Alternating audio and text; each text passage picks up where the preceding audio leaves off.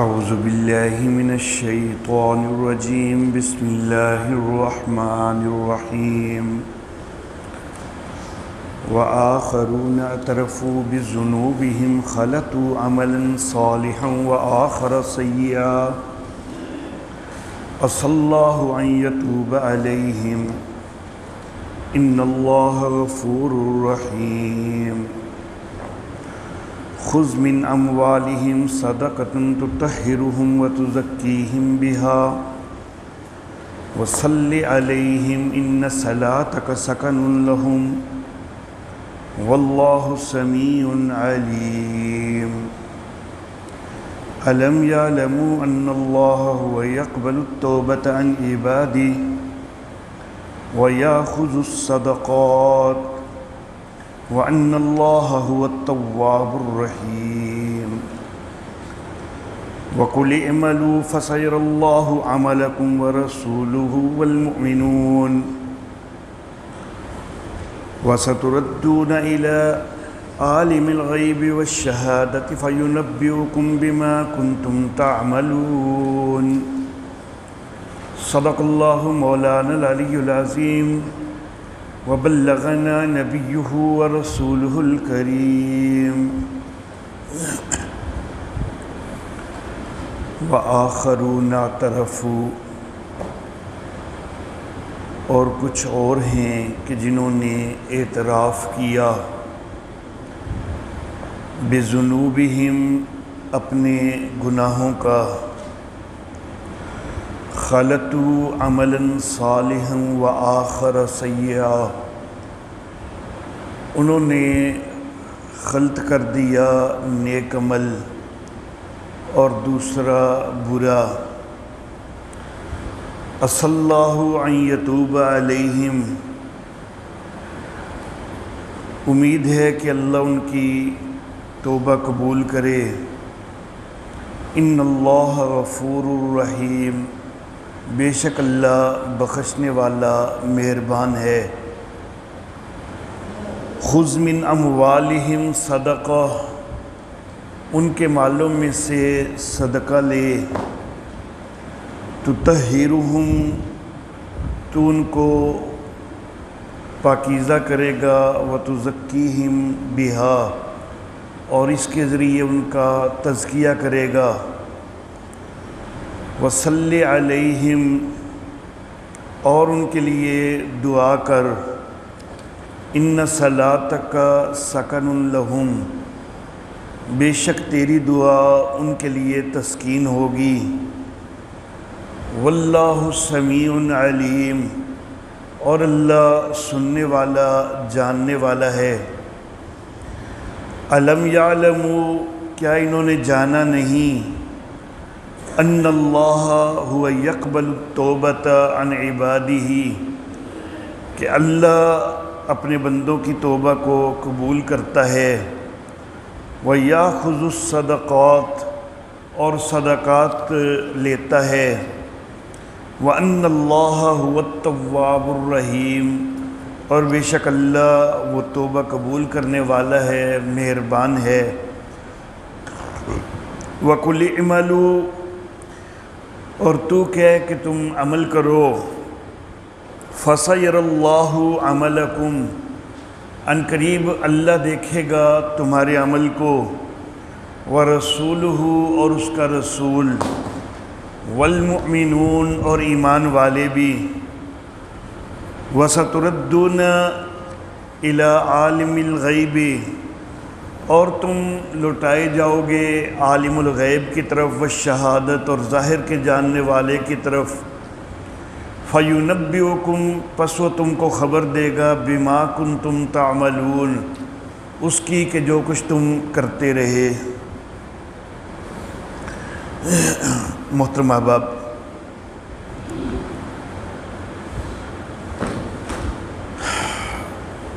اللہ رب العزت نے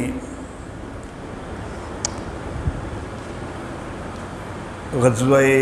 تبوک میں پیچھے رہ جانے والے منافقین کا کافی تفصیلی تذکرہ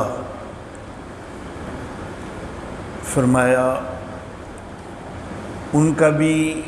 کہ جو مدینہ کے اندر رہنے والے تھے، اور ان کا بھی کہ جو ارد گرد کے علاقوں میں دیہاتوں میں رہنے والے تھے، پھر ان دونوں کا تذکرہ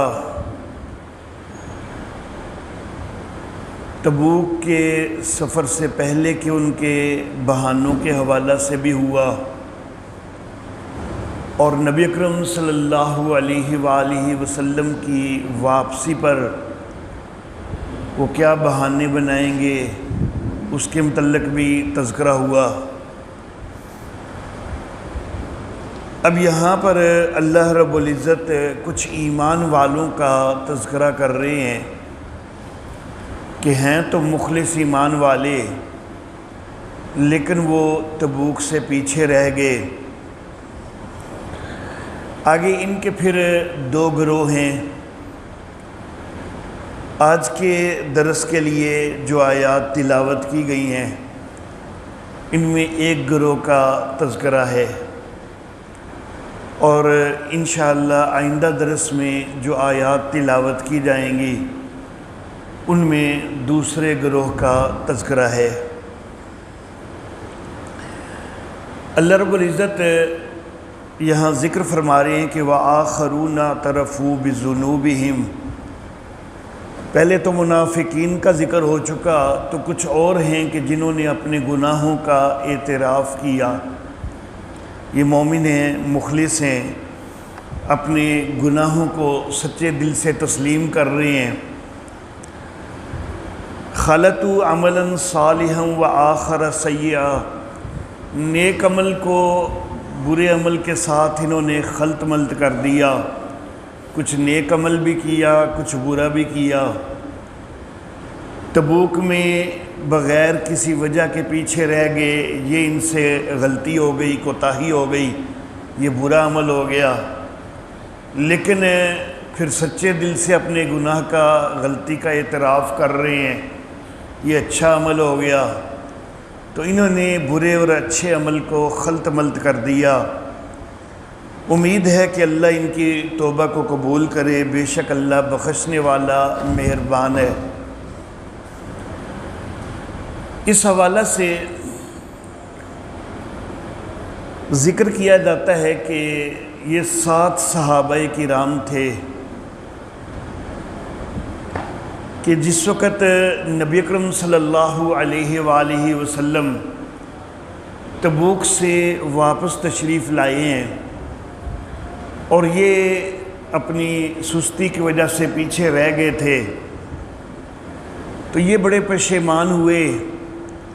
اور نبی اکرم صلی اللہ علیہ وآلہ وسلم کی واپسی پر انہوں نے اپنے آپ کو مسجد نبوی کے ایک ستون کے ساتھ باندھ لیا کہ ہم سے کوتاہی ہوئی ہے، اللہ کے ہم مجرم ہیں،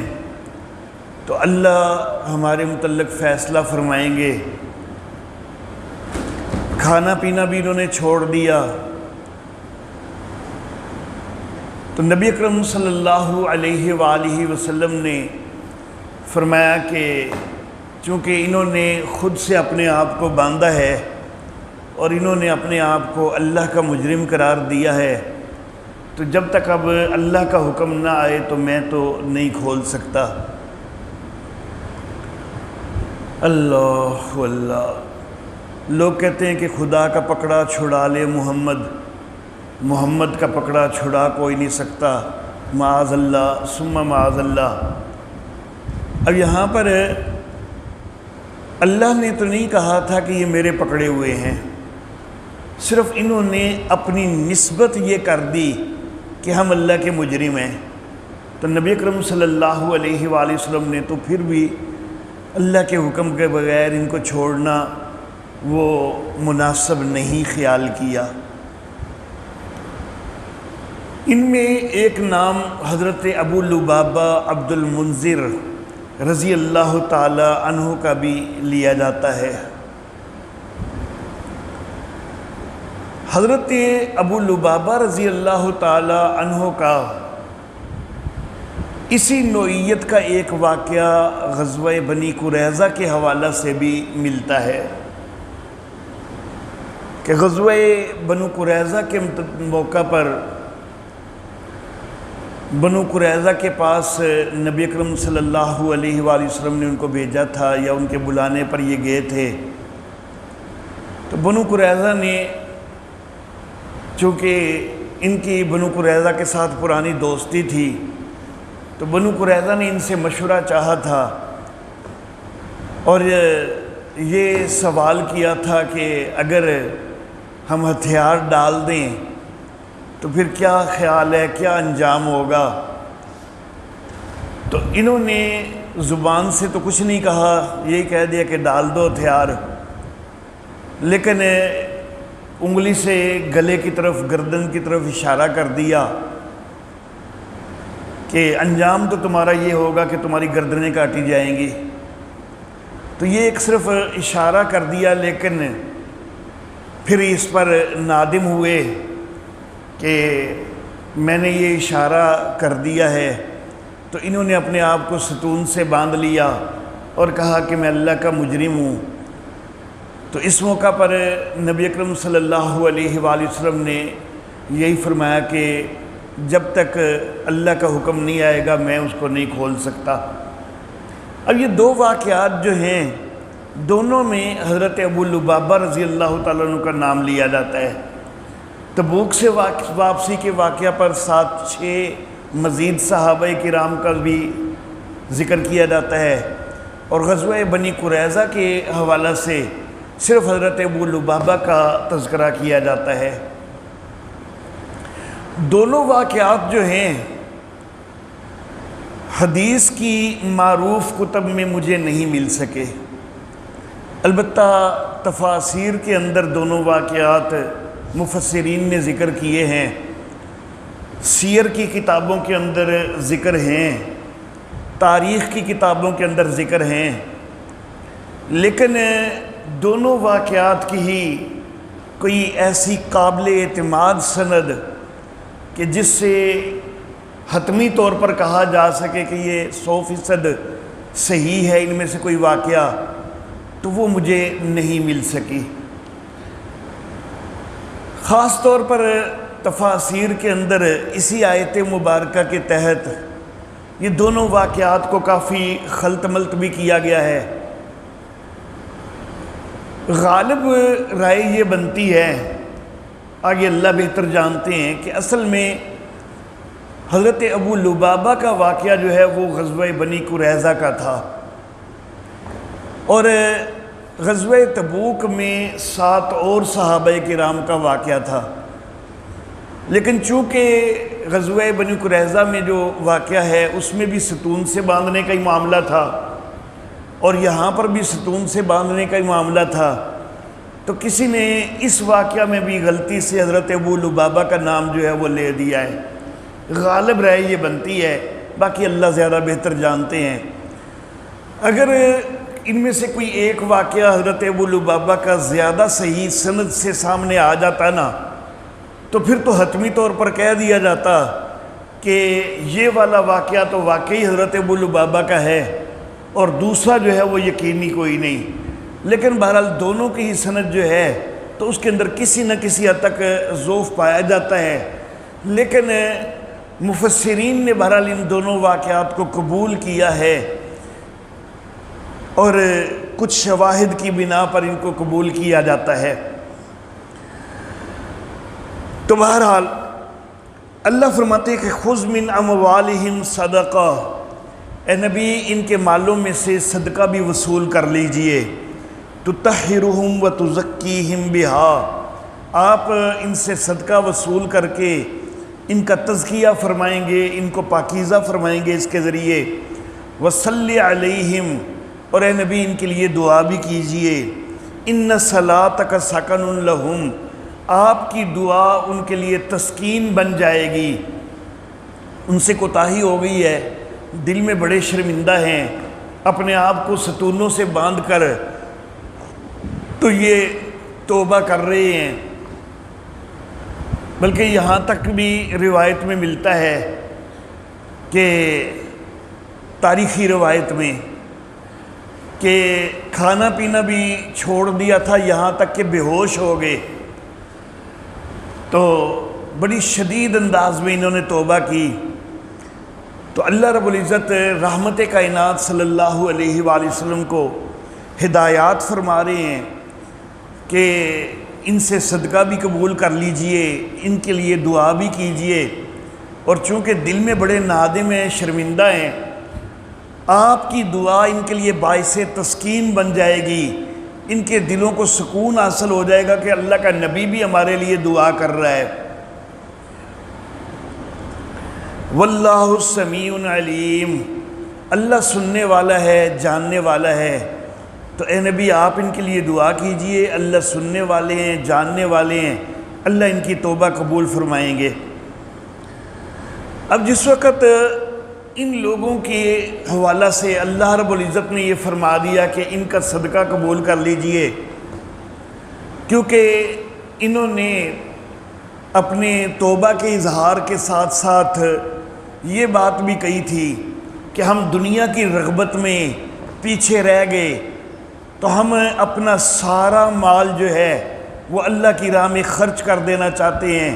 کیونکہ اس مال نے ہمیں جو ہے وہ پیچھے رکھا ہے، تو ہم کچھ بھی اپنے پاس نہیں رکھیں گے، سب کچھ اللہ کی راہ میں خرچ کر دیں گے۔ لیکن نبی اکرم صلی اللہ علیہ وآلہ وسلم نے فرمایا کہ نہیں، سارا خرچ کرنے کی ضرورت نہیں ہے، اپنے مال میں سے کچھ جو ہے وہ اللہ کی راہ میں خرچ کر دو۔ تو نبی اکرم صلی اللہ علیہ وسلم کو ہدایت فرمائی گئی کہ ان کا صدقہ قبول کیجئے، ان کا صدقہ قبول کر لینا بھی ان کے لیے تسلی کا باعث بن جائے گا کہ اللہ کا نبی جن کا صدقہ قبول کر لیتا ہے تو ظاہر بات ہے کہ وہ اللہ کے نبی کی نظر میں پسندیدہ لوگ ہیں، تو یہ چیز ان کے لیے تسکین کا باعث بنے گی۔ پھر ان کے لیے دعا بھی کر دیجئے، وہ بھی ان کے لیے تسکین کا باعث بنے گی۔ اللہ اللہ، منافق لوگ جو تھے نا، ان سے صدقہ قبول نہیں کیا نبی اکرم صلی اللہ علیہ وآلہ وسلم نے۔ ان لوگوں کے متعلق اللہ نے خود ہدایت فرما دی کہ سونے محبوب ان کا صدقہ قبول کر لیجئے۔ اب اس کے اوپر منافق لوگ کہنے لگے کہ ہم بھی پیچھے رہے تھے، یہ بھی پیچھے رہے ہیں، غلطی تو ایک جیسی ہے، ہمارا صدقہ قبول کوئی نہیں کیا گیا، ان کا صدقہ قبول کر لیا گیا ہے۔ تو اس پہ اللہ رب العزت نے آیت نازل فرمائی کہ الم یعلموا ان اللہ یقبل التوبۃ عن عبادہ، کہ اللہ اپنے بندوں سے توبہ قبول کیا کرتے ہیں،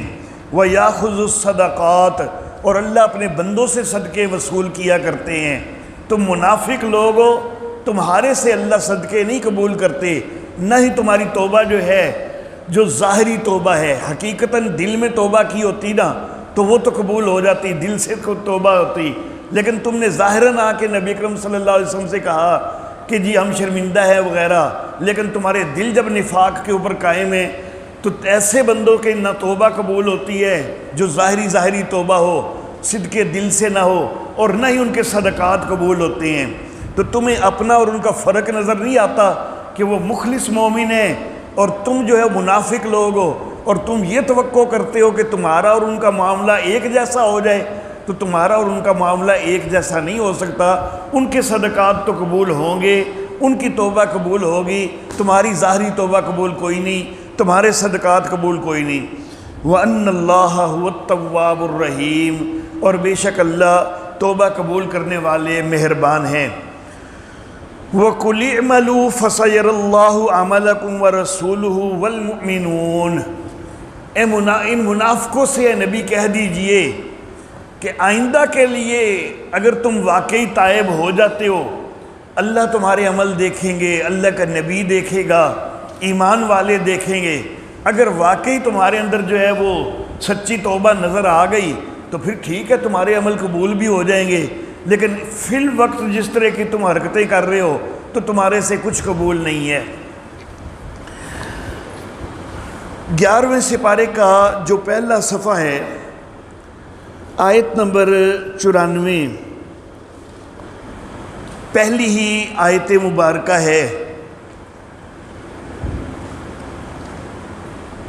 وہاں پر بھی یہ لفظ آئے کہ وَسَيَرَ اللَّهُ عَمَلَكُمْ وَرَسُولُهُ، کہ اللہ اور اس کا رسول تمہارے عمل کو دیکھیں گے۔ تو کچھ لوگ جو ہے نا، یہ جو آیت نمبر 94 ہے نا، اس کو سامنے رکھتے ہوئے تو ایک بات کہا کرتے ہیں۔ یہ آیت نمبر 94 کی تفسیر میں نے دانستہ یہ بات نہیں کی تھی، کیونکہ یہاں پر یہ کرنا زیادہ مناسب تھی۔ تو وہ کہتے ہیں کہ دیکھیں، اللہ فرما رہے ہیں کہ اللہ تمہارے عمل دیکھیں گے، اللہ کا نبی تمہارے عمل دیکھے گا۔ تو پھر گویا کہ نبی بھی سب کچھ جاننے والے ہوئے، لوگوں کے اعمال کے اوپر حاضر و ناظر ہوئے، لوگوں کے اعمال کی حقیقت جاننے والے ہوئے۔ تو کچھ لوگ یہ آیت نمبر 94 کو سامنے کر کے تو یہ دھوکہ دینا جو ہے وہ چاہتے ہیں، اور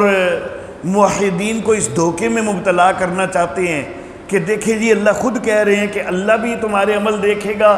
اللہ کا رسول بھی دیکھے گا۔ تو پھر رسول ہر ایک کے اعمال کے وقت ان کے پاس حاضر ناظر ہیں، موجود ہیں، اور ان کے اعمال کی حقیقت کو جانتے ہیں۔ حالانکہ اعمال کا دار و مدار تو نیتوں پر ہوتا ہے، تو نبی ان کی نیتوں کو بھی جانتے ہیں۔ تو تبھی اللہ نے کہا ہے نا کہ اللہ تمہارے عمل کو دیکھے گا اور اللہ کا نبی تمہارے عمل کو دیکھے گا۔ تو میں یہ عرض کرنا چاہوں گا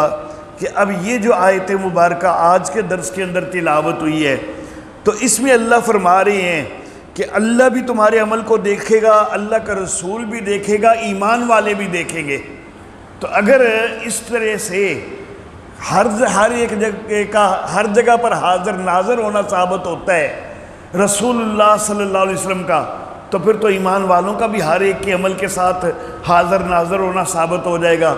اگر اللہ کے رسول کا عالم الغیب ہونا اس آیت سے ثابت ہوتا ہے، وہ آیت نمبر 94 سے، تو اب یہاں پر پھر اس آیت سے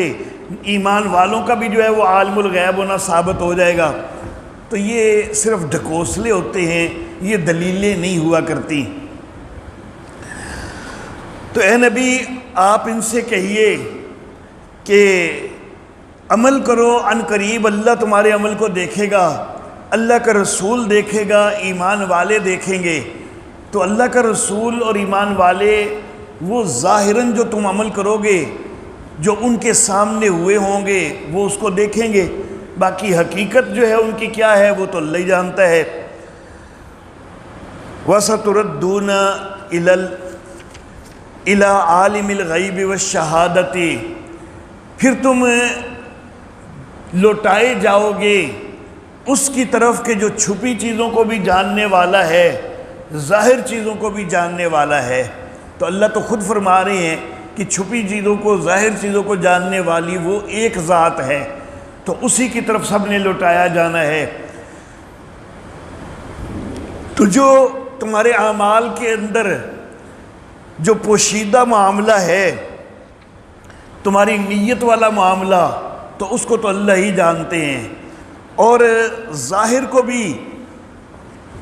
پوری طرح تو اللہ ہی جانتے ہیں۔ جتنا اللہ اپنے نبی پر ظاہر کریں یا کسی ایمان والے پر ظاہر کریں، اتنا تو وہ جان سکتے ہیں، لیکن ظاہر کی بھی پوری حقیقت جو ہے وہ اللہ ہی بہتر جانتے ہوتے ہیں۔ فَيُنَبِّئُكُم بِمَا كُنتُمْ تَعْمَلُونَ، اللہ تم کو خبر کریں گے کہ تم کیا کچھ کرتے رہے ہو۔ وَآخِرُ دَعْوَانَا أَنِ الْحَمْدُ لِلَّهِ رَبِّ الْعَالَمِينَ۔